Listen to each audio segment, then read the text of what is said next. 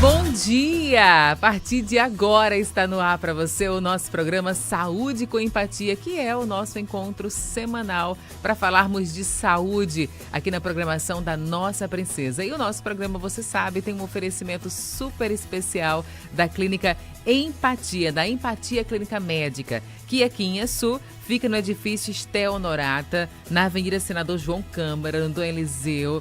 E o telefone para você ligar e marcar sua consulta é o 996976284. E lá você encontra diversos profissionais para você cuidar da sua saúde, tá? Eu sou a Alkênia Cadna e te convido a ficar com a gente até 7 horas, tá certo? E a gente, aliás, até 7h25, né? Até 7h25 pra gente falar de saúde aqui na programação. O nosso tema de hoje, vou chamar a atenção de você, mamãe, você, papai, você que tem criança em desenvolvimento, que o nosso tema de hoje é trocas fonológicas, tá certo? A gente vai falar daquelas troquinhas fofinhas, tá bom? Que a gente percebe nos nossos filhos no início da fala, né? A gente vai falar sobre isso aqui no nosso programa, como ajudar no desenvolvimento, na evolução do seu filho, do seu neto, do seu sobrinho, enfim.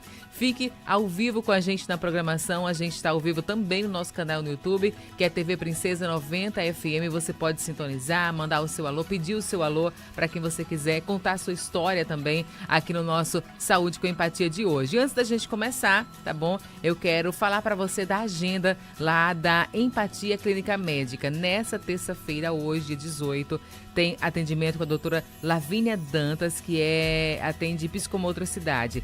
À tarde tem a doutora Beatriz Freitas, psicóloga. Tem também a doutora Jussiara Cunha, nutricionista. E hoje também é dia de atendimento com o psiquiatra, doutor Trajano, tá bom? Amanhã, para você ligar e agendar sua consulta, você vai ter atendimento com a doutora Daniela Tosta, que é neurologista, adulto infantil. Tem a doutora Beatriz Freitas, também psicóloga. À tarde, doutor Ailton Barbosa, que é fisioterapeuta. Doutora Larissa Tavares, que é psicopedagoga. E doutora Jussiara Cunha, também nutricionista. Na quarta-feira, aliás, na quinta-feira, tem atendimento com o doutor Jailson Nogueira, que é ginecologista e obstetra também. Tem atendimento com a doutora Fábia Fernandes, terapia ocupacional. Doutor Ailton Barbosa, mais uma vez, que é fisioterapeuta, com a psicopedagoga Larissa Tavares. E na sexta-feira, atendimento com a fonoaudióloga Elane Kathleen, tá certo? Com o fisioterapeuta Ailton Barbosa, com a pediatra Denise Cabral, com o psiquiatra Lídio Anderson e com a nutricionista Jussiara Cunha, tá certo?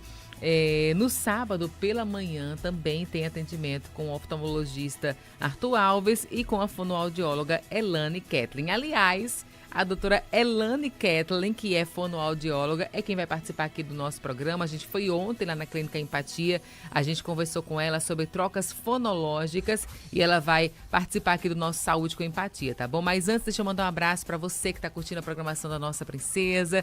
Muito obrigada pela sua sintonia, aquele abraço da Keninha para você. Bom dia nessa terça-feira, obrigada por me fazer companhia. A Elisângela Ferreira está aqui. Bom dia, Elisângela, um abraço para você, tá? Como eu falei, o nosso programa de hoje, vamos tratar sobre trocas fonológicas. Você sabe o que é troca fonológica? Pois é muito comum, né, no início da fala das crianças, ela fazer essas pequenas trocas fonológicas, né, que é aquela troca do F pelo P, enfim, as trocas fonológicas. Quem vai explicar pra gente direitinho o que são essas trocas fonológicas é a nossa querida fonoaudióloga Elane Kathleen. Bom dia, então conta pra gente, Elane, o que são essas trocas fonológicas? Fonológicas, elas são caracterizadas por trocas ou omissões que a criança faz dos sons na hora da produção da fala.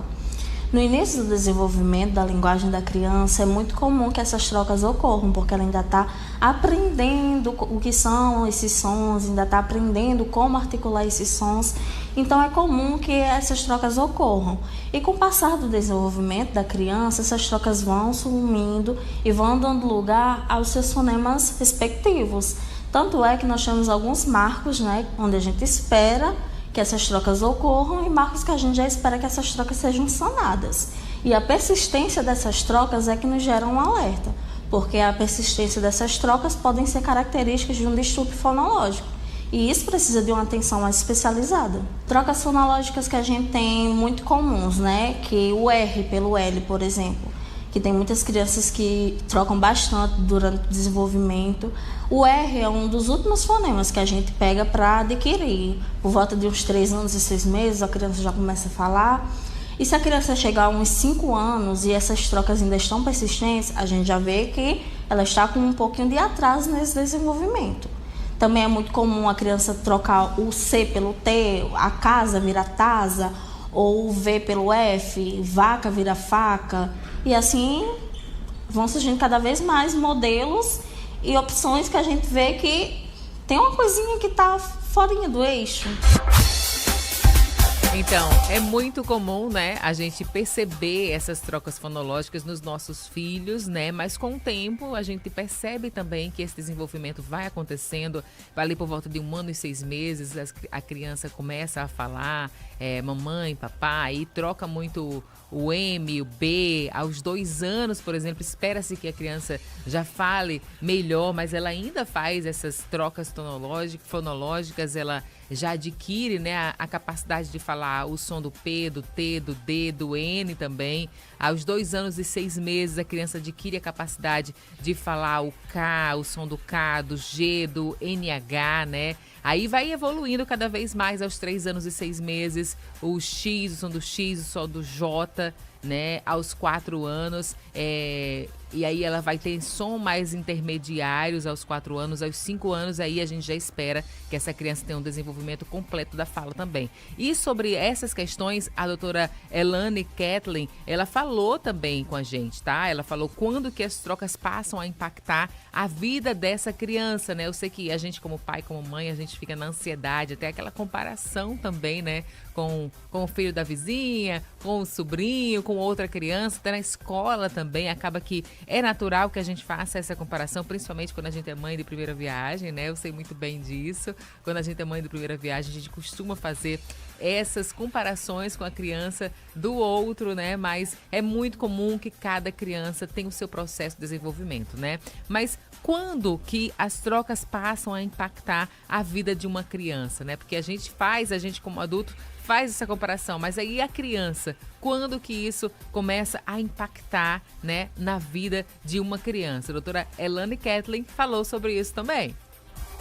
As trocas começam a impactar na própria comunicação da criança.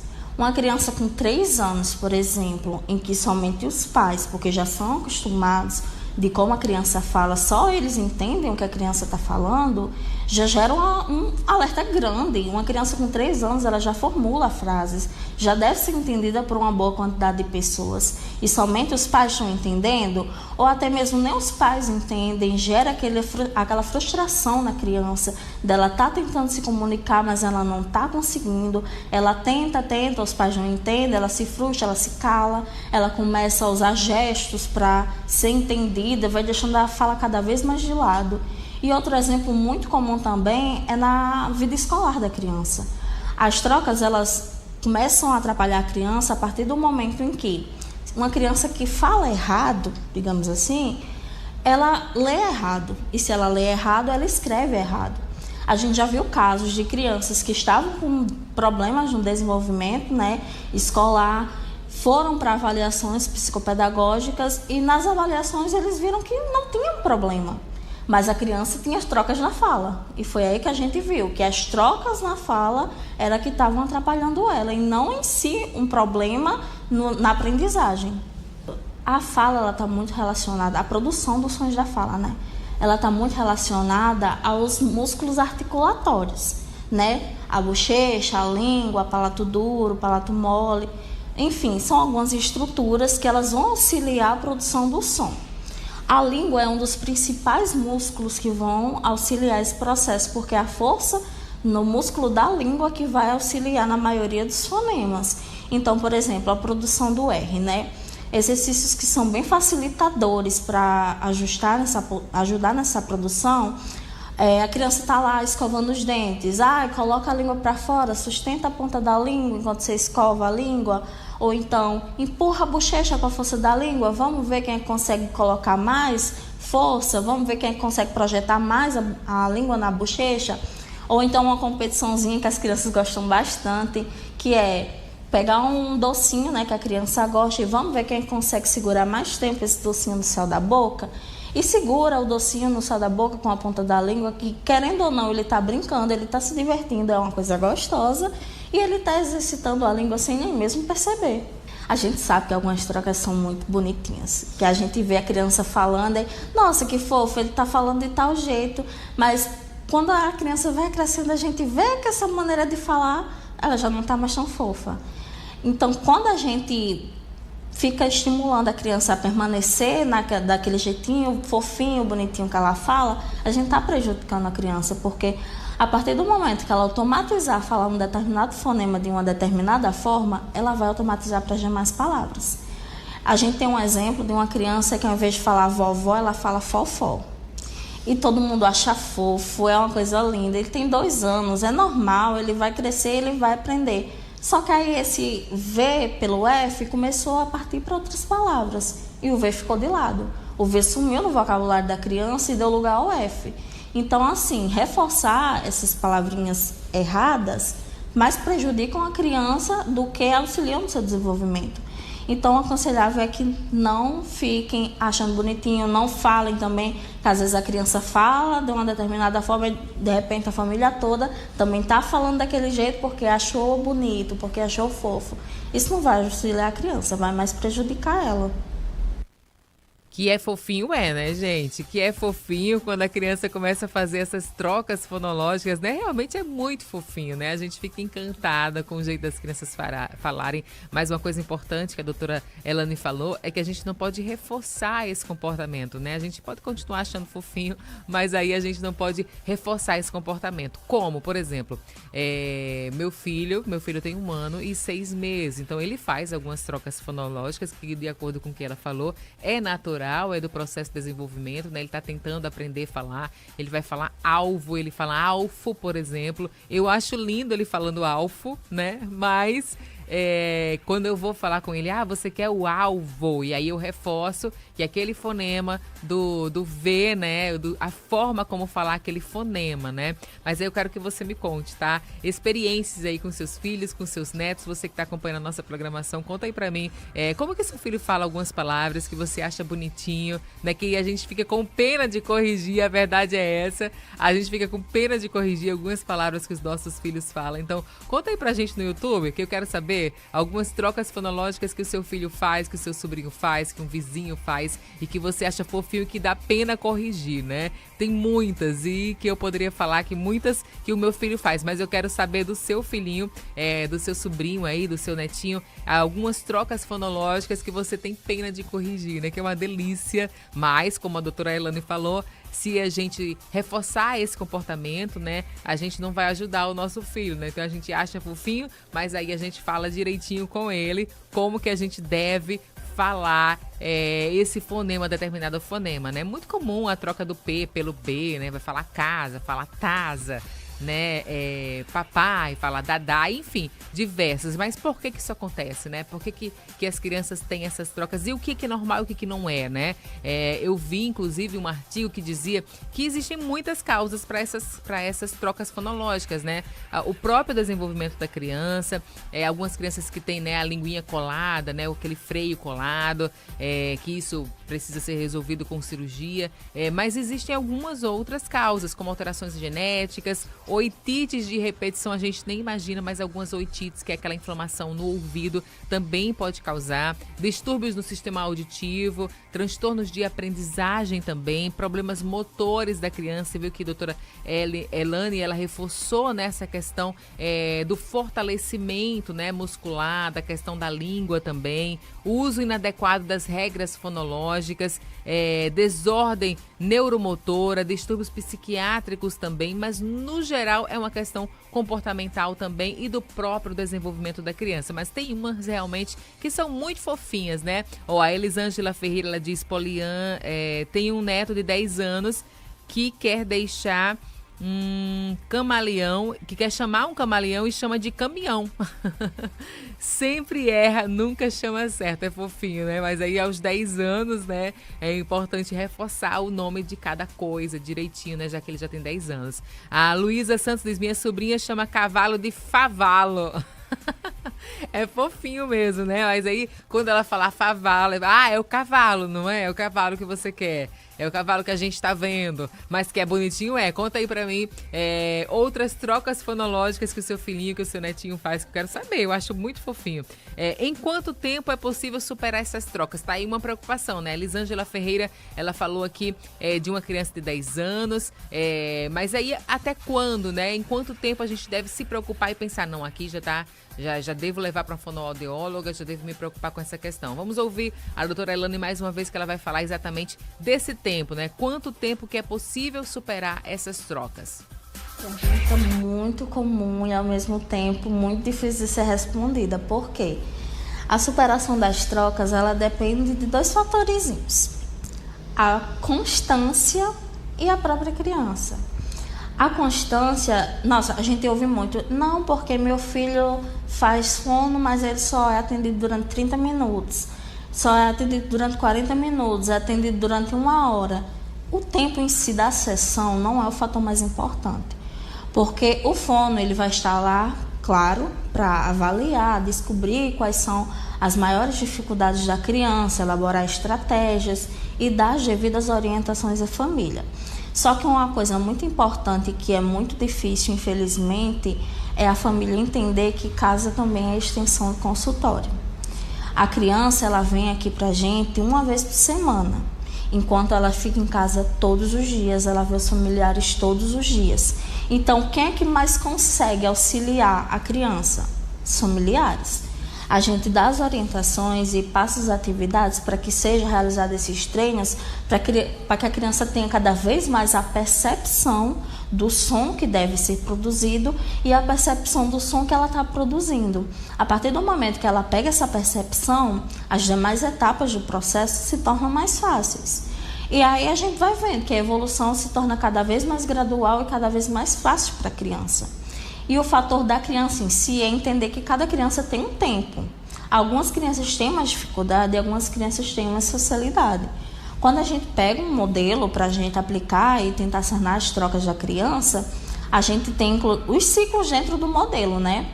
E esse ciclo, muitas vezes, ele é iniciado. A gente inicia ele, quando a gente chega ali no final, a gente vê que aquele fonema não foi automatizado. Ele começou a ser adquirido, a criança começou a falar ele, mas na fala espontânea ele não sai. Então a gente reinicia esse ciclo de novo e a gente vai vendo que a criança vai tendo essa evolução gradual. Mas é esses 2 fatores importantes. A família entender que a criança precisa desse auxílio e eles são esse auxílio, que a gente está aqui para ajudar, para orientar, para auxiliar. Nós vamos fazer os ajustes necessários. Mas a família tem um papel muito importante durante esse processo.